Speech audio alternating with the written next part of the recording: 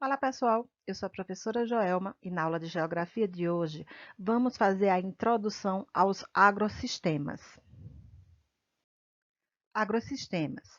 Agrossistemas vem a ser o conjunto de técnicas empregadas para a obtenção da produção agropecuária. Então, cada tipo de técnica e forma de se fazer agricultura pode ser enquadrada em um sistema agrícola. Vamos dar um exemplo. Se eu tenho o uso de monocultura, mão de obra especializada, muito maquinário, alto aproveitamento do solo, muito uso de tecnologia, agrotóxicos, eu vou ter um sistema agrícola.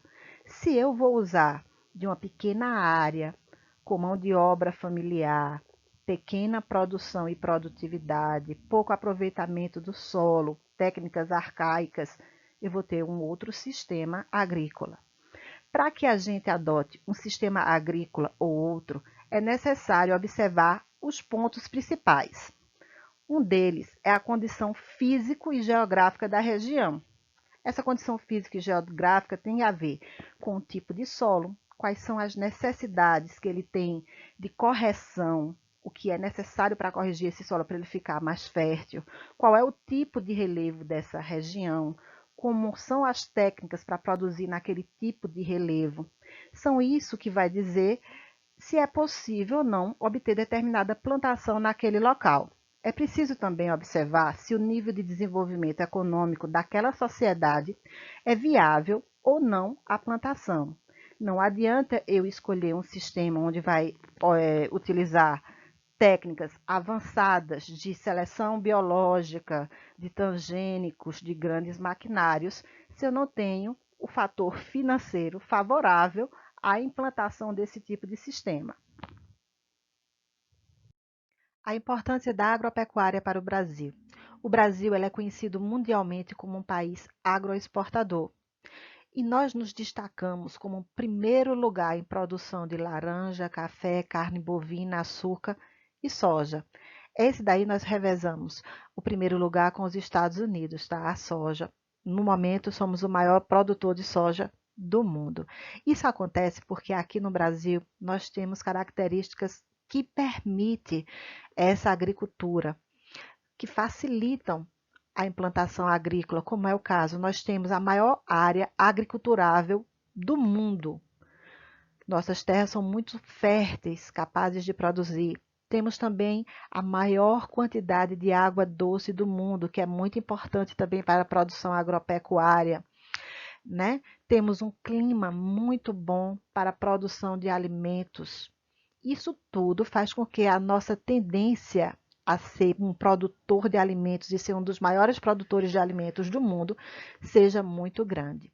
Se a gente for falar de economia e da construção do nosso PIB, o setor agropecuário está em terceiro lugar, ficando apenas atrás do setor de serviços e também da industrialização.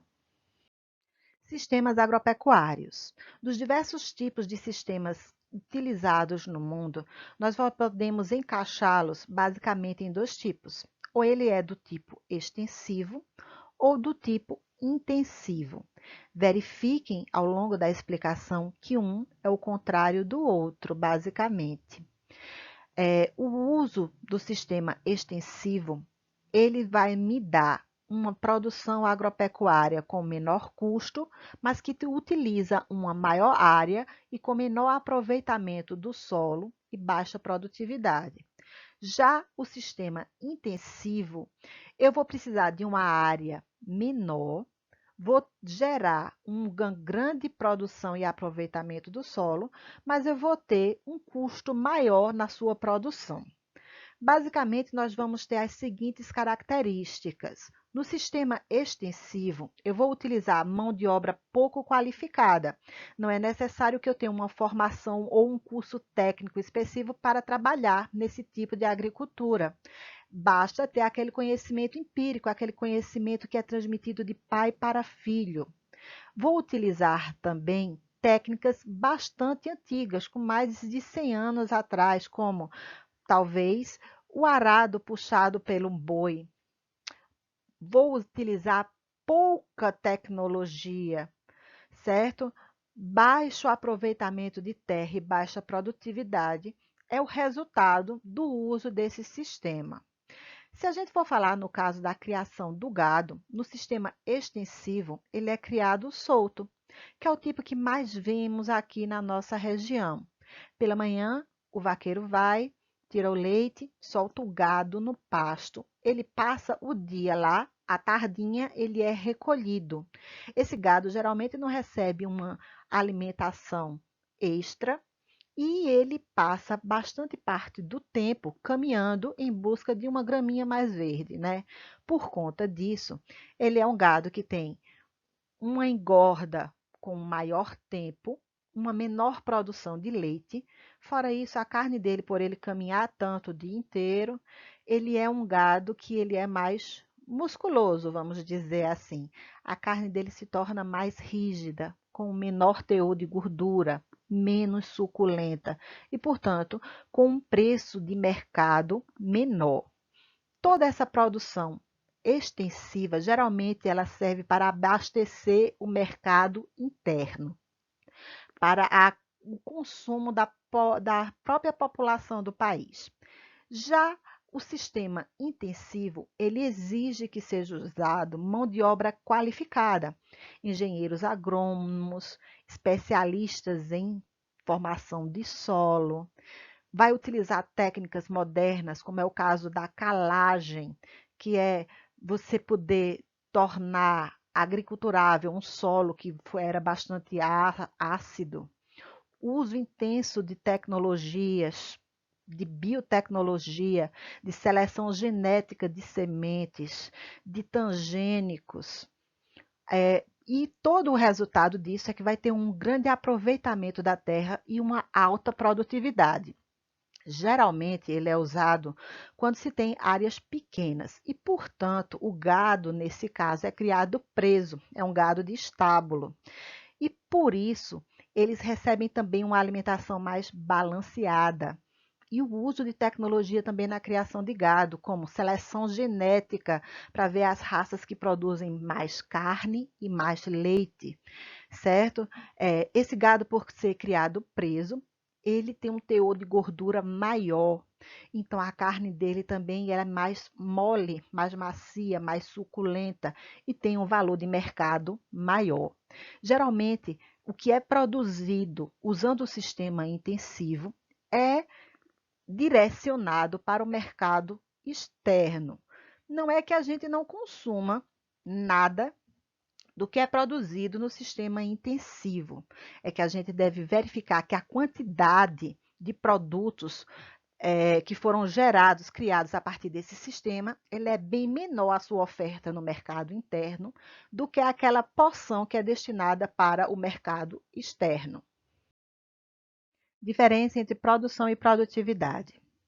Vamos dar um exemplo para a gente entender essa diferença que existe.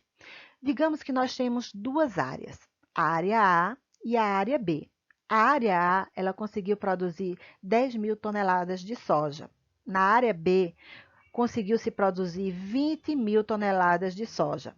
Se eu perguntar qual é a que tem a maior produção, lógico que você vai me dizer a área B. Afinal, ela produziu o dobro de toneladas de soja. E isso está claro e fácil da gente ver. Por outro lado, se eu observo a área utilizada para se conseguir este resultado, eu vou verificar que a área A ela é muito menor do que a área B. Na verdade, ela não chega nem à metade da área B. Isso quer dizer que na área A eu tive um melhor aproveitamento do solo, uma maior produção por metros quadrados ou por quilômetros quadrados. Isso nos leva à conclusão de que produção está ligada ao total que foi produzido e produtividade ele está ligada ao total produzido por área, está ligado ao aproveitamento do solo. Vamos dar um exemplo para ficar mais claro para vocês. O nosso país é o quinto maior país do mundo e ele se destaca na produção de alimentos, sendo o primeiro produtor de diversos alimentos e setores, tá? Então, a gente vai ver que o Brasil ele tem uma grande produção. Já quando eu falo em produtividade, o Brasil não merece tanto destaque assim.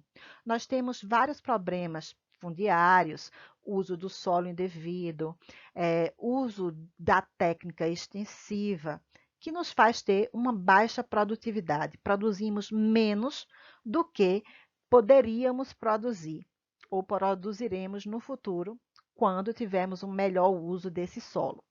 Já o caso do Japão é um exemplo de um país que é pequeno, na verdade são 4 ilhazinhas principais, que sofre com terremoto, com vulcões, que tem como relevo a maior parte sendo 70% sendo de montanhas, e isso seria um grande empecilho para a produção agrícola.